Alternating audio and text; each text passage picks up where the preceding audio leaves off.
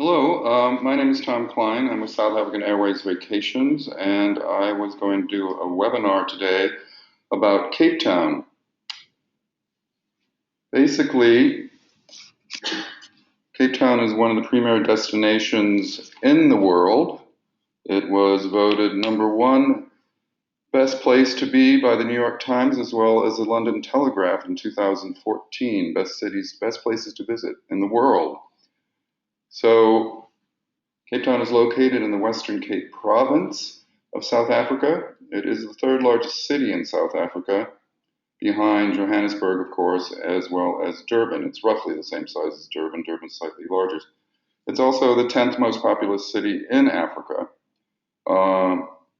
The city proper has approximately 433,000 people, which is from the 2011 census. And the environs around have 3.7 million people, so the metropolitan area has almost 4 million people. And Cape Town is a long, long ways away from the United States. It is 7,800 miles from New York City to Cape Town. It's on the same latitude as Buenos Aires and Sydney, Australia, so it's very far south. And since it's located in the southern hemisphere, it obviously has different seasons than the US. It is reversed. So South African Airways has 2 flights to Johannesburg daily, one out of JFK and one out of IAD Washington Dulles. The flights take approximately 15 hours from JFK because they're direct into Johannesburg, whereas currently the Washington flights have a fuel stop in Accra or Dakar. That is about an hour. Passengers do not deplane or change planes in either city. So then you continue on to Johannesburg, and generally people will then hop a flight down to Cape Town. You clear customs in Johannesburg, and it's then another 2-hour flight down to Cape Town. So we are the exclusive representative for South African Airways Vacations in the US. Our parent company is Destination Southern Africa, and that does land only. So South African Airways Vacations does air and land, and DSA Vacations does land only. We not only service South Africa, but all of Southern Africa. So Botswana, Tanzania, Zimbabwe, Zambia, Namibia, Kenya, basically anything south of Kenya and Southern Africa, we design programs for. So Cape Town was founded in 1652. It was sort of the halfway point between Holland and India, because the Dutch East India Company that was its trade route, which it pretty much had a monopoly on, I believe. So in 1652, the ships docked in Cape Town Harbor, which is a wonderful harbor and is world famous. And Cape Town is also known as the Mother City because at some point, some newspaper guy said that it was the only city that could justify itself as a metropolis, and therefore from the Greek that means mother and city. So it's basically a literal translation of mother city. But it enjoys a very Mediterranean climate akin to California. It actually has practically the same number of sunny days as Los Angeles. Temperatures range from 95 in the summer to 45 in the winter. Again, their summer is the opposite. So their summer is our winter, and our winter is their summer, as well as the other seasons are reversed. So Cape Town in the summer is very nice, and in the winter it can be a lot like San Francisco. So it can be cloudy and a little bit rainy and drizzly, and can be a little chilly. It's never actually cold in Cape Town, but it can be chilly. So that's something to be aware of. Summer basically is November through March, and winter is June through September. South Africa in general has 11 official languages. Most people in South Africa speak at least 2, and the currency is the rand, which currently we have a very good exchange rate against the dollar, so it makes travel to South Africa a bargain. So I already went over the fact that we go out of New York and Washington, D.C. So moving right along, there is a map of Cape Town. So you can see the harbor area in the bottom of the picture, and then that abuts against the Victoria and Alfred Wharf, waterfront actually. And it's Alfred, which is Victoria's son. It's not Albert, who was her husband, but it's her son that it's named after, and of course Queen Victoria. So the city is dominated by Table Mountain. It's approximately 5,000 feet high, and there is fog there on this picture in this little colorful map on top of the mountain, which is quite frequent during certain times of the year. And when they have that on top of the mountain, they call it the tablecloth. So anyway, that sort of gives you a sense of the layout of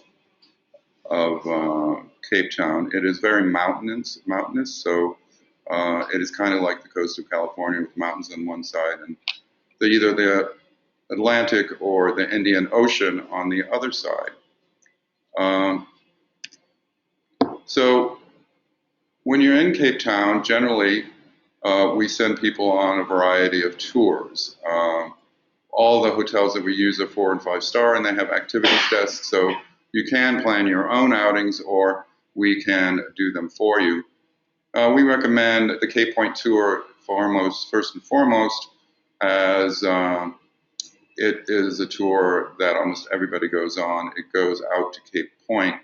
It goes via Chapman's Peak Highway, and so it starts out and you stop. It's quite beautiful. Again, the ocean is on one side, the mountains are another. You stop at Hout Bay and you go to a little fishing village, and there you could take a ferry out to look at the seals if you like. The Cape Fur seals are indigenous there. And then you continue on to Cape Point, which is, again, very scenic and quite beautiful. And on the return, you stop at a penguin colony with jackass penguins, which are African penguins, and they're native. It's in a neighborhood, which is kind of odd. You go through these houses to get to this boardwalk that goes out to the penguin colony and the beach. It's Boulder's Beach. But that's where they set up their colony, so that's where you go to see them. There's a number of other tours that are very popular. The Winelands tour is very popular. South Africa is the 6th largest producer of wine in the world. It was started very early due to the fact that wine was used on the ships because water would go stale on the voyage to India, but wine would not. So South Africa started producing wine very, very early. And it's a beautiful area. It's akin to Napa. There's tons of wineries out there that reflect the various cultures that settled the winelands, which is the Dutch culture, the Germans, and the French. So there's Franschhoek, which is predominantly French influence, Stellenbosch, which tends to be German, and Par, which tends to be more Dutch.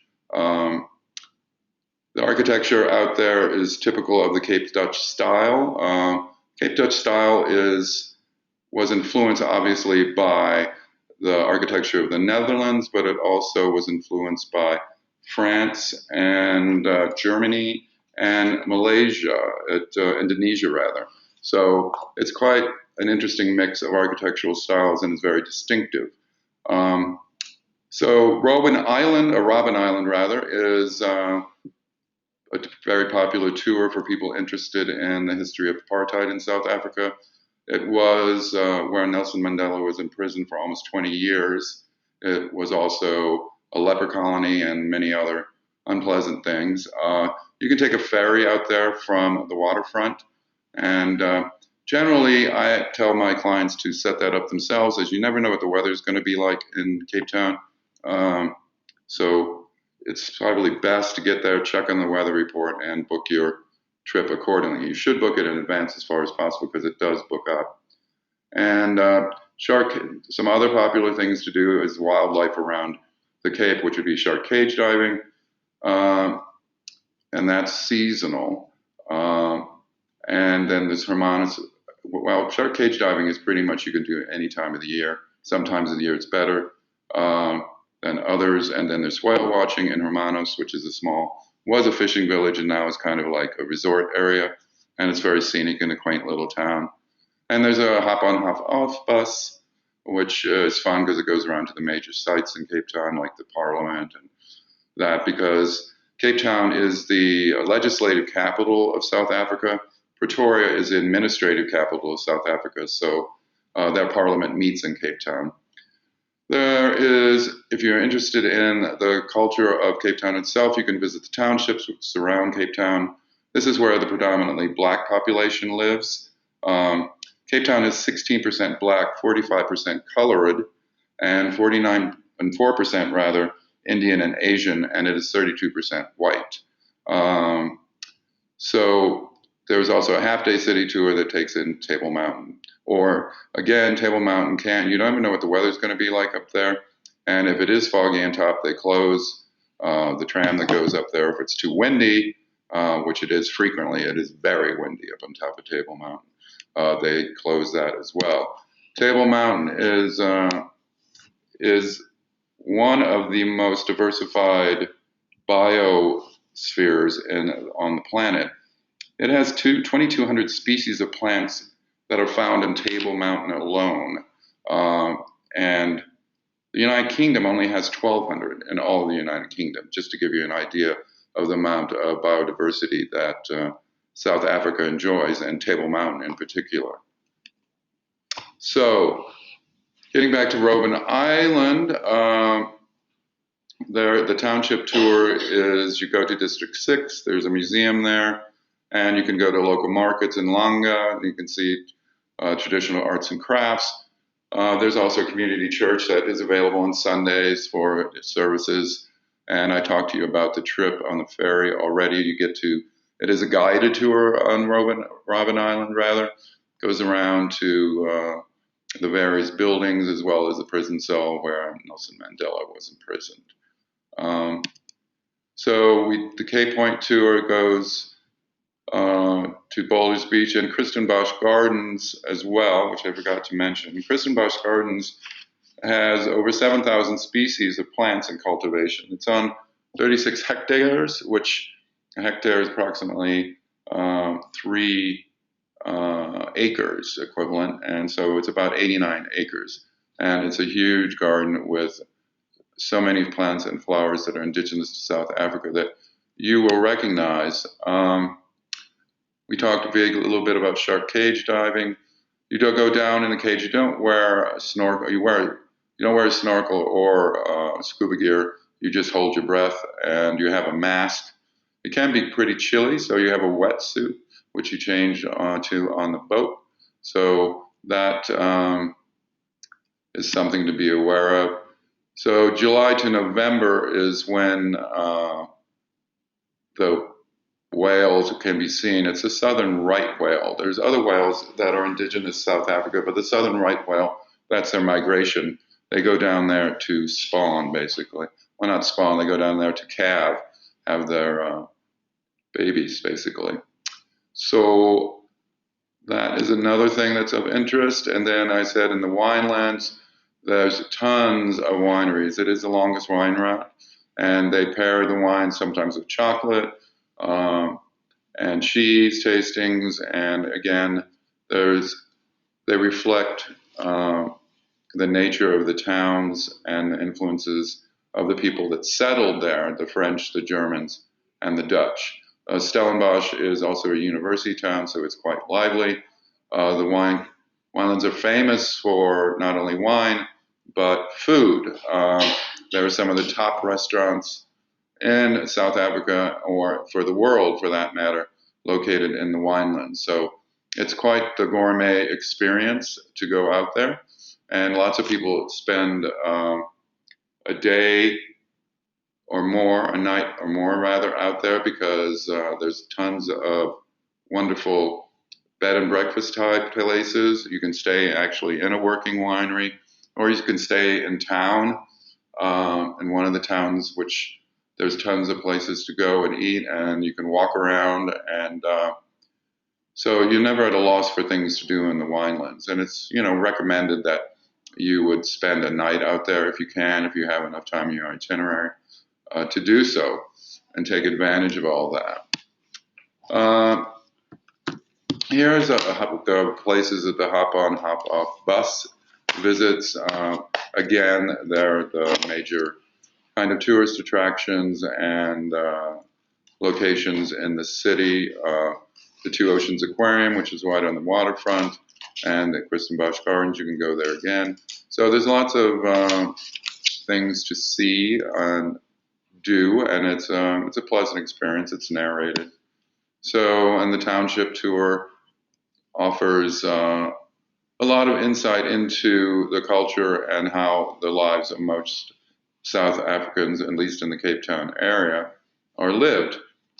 Tourism employs about 10% of the population of Cape Town, and it also is responsible for about 10% of the gross domestic product, according to the latest figures.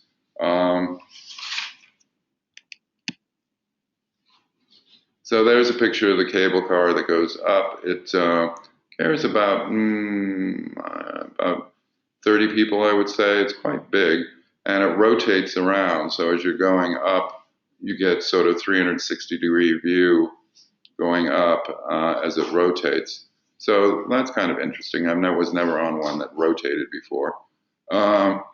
So the city tour also includes the trip to Bokap, which is the Malay quarter, and they were brought over, the Malaysians were brought over in the beginning to do various types of work, and they were basically slaves. So that was something that they have risen above, certainly in modern times, and it's very colorful.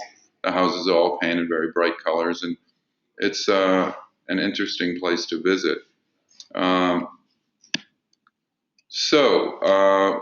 Food obviously is important, and throughout Southern Africa, as I mentioned, transportation is done, and depending on the number of people, in private sedans or minivans, as you see here. And so you are picked up on all arrival and departures from flights, on arrival and departure transfers. They're private, so someone picks you up at the airport with a sign with your name on and takes you to your hotel. Or vice versa, they pick you up at the hotel and, excuse me, I have a cold, and then takes you to the airport. So this is a cooking class that was done in Bokap. This is, again, the Malay quarter. And South Africa enjoys a huge amount of influence from not only the Malay, but Indian cultures. The spice market in Durban is world famous, and so there is a wide variety of foods, curries available anywhere, great for vegetarians. So that is something that if you're really into food and a gourmand, that you might want to take advantage of while you're there. We can set that up for you as well. Now, there's such a variety of places to stay in Cape Town. The most touristed is the VA waterfront, which I've talked about, and it offers a wide selection of hotels and it's sort of like Fisherman's Wharf in San Francisco. One of the ones we use that is right there on the wharf is the One and Only, which is a 5-star, very deluxe property with its own private man-made lagoon, and it's unsurpassed, basically. The Cullinan is another classic hotel. It's slightly off the beaten path. It's only about a 10-minute walk to the waterfront, and it's a 4-star hotel, but it is very, very classy hotel. We only use 4- and 5-star hotels predominantly. We have a few 3-star hotels that we direct clients to, one being the Protea Sea Point, which is there on the beachfront. So Cape Town is famous for its beaches. It can be a little cold in the waters, but they do warm up in the summer. Otherwise, people wear wetsuits, surfing, and things of that nature. But they're quite beautiful. There's obviously a business district downtown. The Taj Hotel is one that we use there. Again, it has amazing views of Table Mountain, and it's not overwhelmingly a business hotel. It has a nice feel to it. That was once a bank. Half of it was a bank, and the other half was a hospital.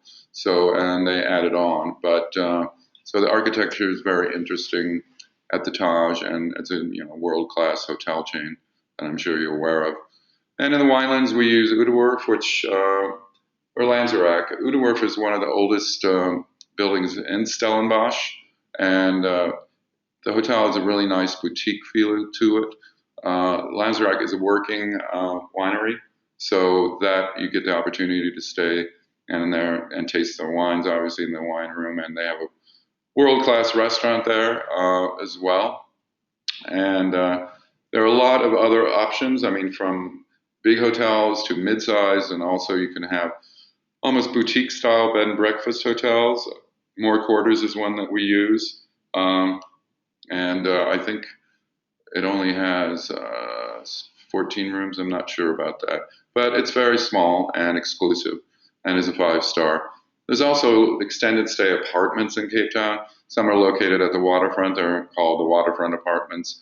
And so those are mostly self-catering, but you can get breakfast arranged in some of them. So that's for people that, and they have 1, 2, 3 bedroom apartments. They may have 4 bedroom, but usually I think it goes up to 3. So that's for big families that want to have extended stays and be in Cape Town.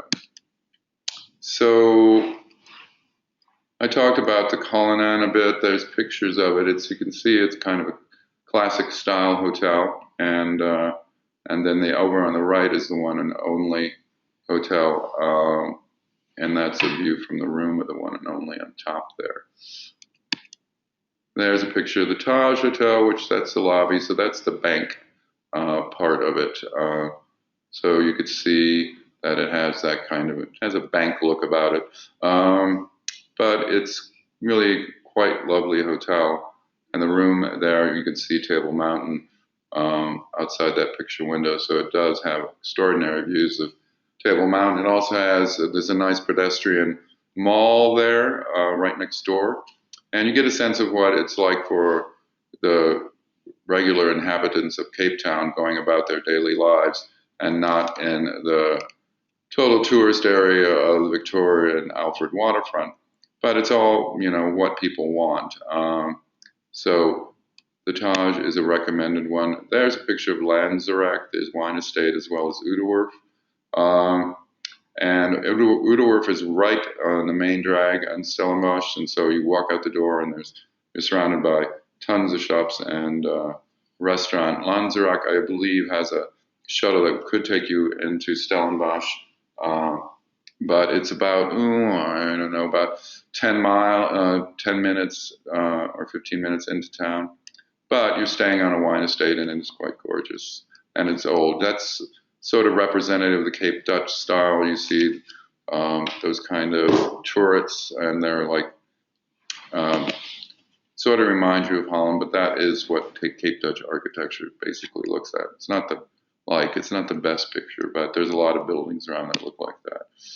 I mentioned beaches in Camps Bay. There's a number of, this is Sea Point, which is also one of the favorite beach hangouts. The Protea is a 3-star hotel, but it's right there across from the beach, and we have enjoyed very good rates. With Proteas were just taken over about a year ago by Marriott, so that's basically what they are on a par with of hotels in the U.S. They all are part of the Marriott chain now. But they kept the Protea name. There's More Quarters and Cape Cadogan, which is a sister property. I think there's only 4 rooms in Cape Cadogan. It obviously was a house. And More Quarters was, they put together 2 or 3 townhomes kind of thing to make the hotel. It's very, very nice. And they have also safari properties.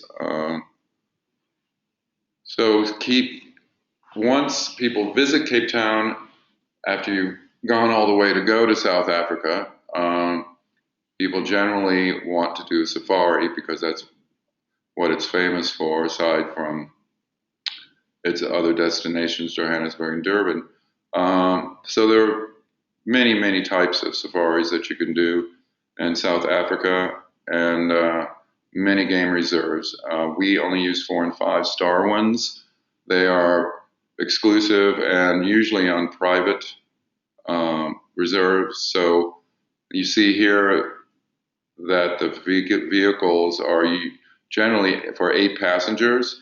Sometimes if you go onto some safaris, you could be in a whole motor coach full of passengers. So you're talking about 40 people. It does not, lend itself well to safari. You don't get any feeling of exclusivity.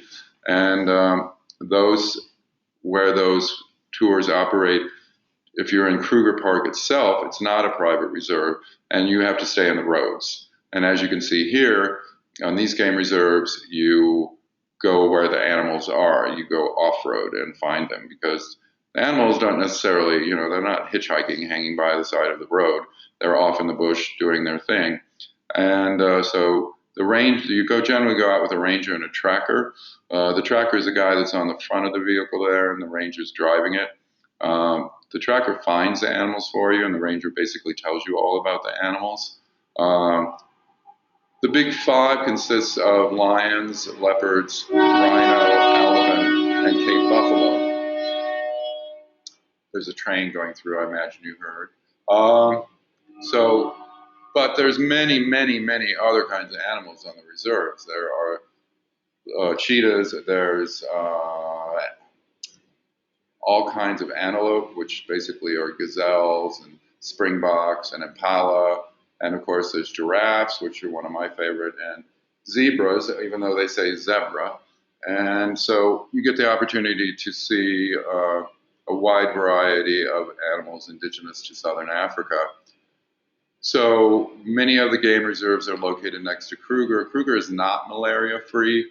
Most of the game reserves that are malaria-free are located on the east coast of Africa, either outside of Durban or Port Elizabeth, and there are a number that we use there. If people traveling with children sometimes do not want to have to take the malaria pills, but that's up to you and your doctor, or your clients and their doctors. Generally, when you're out in safari, you have a sundowner, which is what the people are doing over there on the right, which is you have a drink at the end of your game drive at sunset out in the bush. You also can go on night drives, which are very interesting, because some animals only come out at night, especially leopards. They hunt at night, so do lions for that matter, but they loll around in the day, the lions, and can be visible. But leopards are much more reclusive, and so it's best to see them on night game drives. Also, they do have them in Kruger area. Sabi is famous for leopards, Sabi Sands rather. So that is part of Kruger, and it's located in the southern part of Kruger.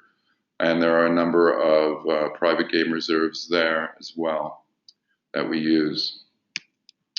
So another very popular tour to do in South Africa is the garden route, which some people do Cape Town, then they go on the garden route, which you can either do escorted or you can do as a self-drive, and then end up in Port Elizabeth and go on safari. The garden route is akin to Highway 1 to me in California, between Los Angeles and San Francisco. It's very scenic. You go by all these quaint little former fishing villages. Some still have fishing fleets that are now mainly resort towns as well. And so it's about exactly like Highway 1, and it's not that long, but you can meander along. It's like 200 miles basically, but you can meander along and stop in at all these places. There's lots of national parks along the way where you can do all sorts of things. From the bungee jump, they have the highest bungee jump off a bridge there on the garden route. The Indian Ocean is on one side, and then the mountains are on the other. Some of the mountains are the Hottentot Mountains, and you can go up. You can deviate from going up on continuing on the garden route. You go up into the mountain areas, and you can go to Oudtshoorn, where there's ostrich farming, and there's the Congo caves up there, which are very interesting. So you can break up the trip in a number of ways, and usually people spend minimum of 2 nights on the garden route. You can easily spend a week on the garden route if you wanted to, but I would recommend 3 nights on the garden route to break it up, and you end up in Port Elizabeth, whereby you could fly back. If you're self-drive, you can obviously return to Cape Town if you want to, but generally people end up in Port Elizabeth, and then they can go fly to Safari or fly back to Cape Town or fly home. It all depends on what their itinerary is and how much time they have and what their budget is. There's lots of agriculture along the garden route. Those are canola fields at the bottom. They're quite beautiful when they're blooming. So that is the garden route. And then lots of people, especially if you're interested in the apartheid era, want to visit Johannesburg. I generally recommend 2 nights in Johannesburg. That way you get a chance to see Soweto, which is generally a full-day tour in conjunction with the Apartheid Museum, which is a wonderful interactive museum that explains the apartheid era in South Africa. It's how it came to be, its ramifications in modern society, and what it was all about. So that is a picture of the Orlando Towers, which are those brightly painted ones in the lower right, and also the Hillbrow Tower is in the upper left that looks sort of like the Space Needle. So Johannesburg is a very large city. It's approximately 6 million people plus, I think. So, but it's a very interesting city. There's lots to see and do, and it's primarily, you get the sense of the true culture of South Africa there and how a lot of people live, since it is a major city. And then beyond Cape Town and still KwaZulu-Natal province, which is where Durban is.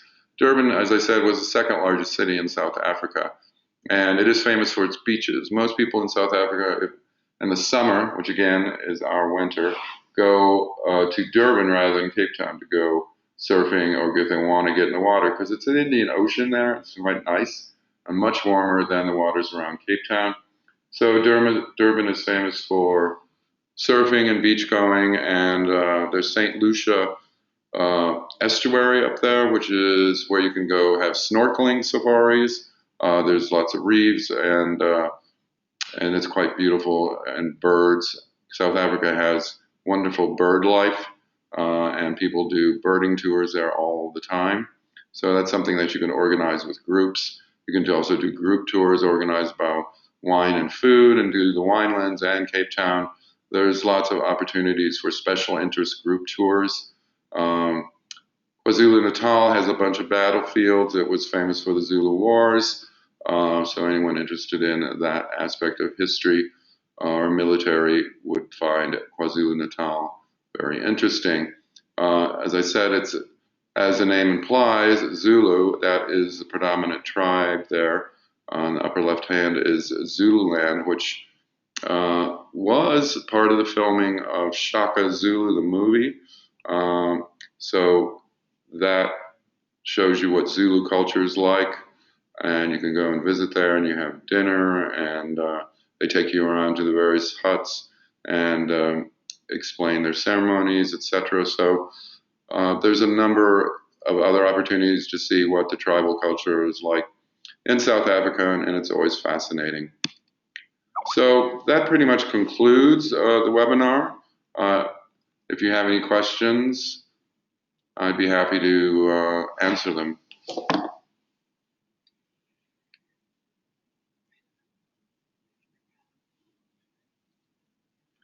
All right, well, thank you for attending, and I hope it was informative, and I look forward to hearing from you.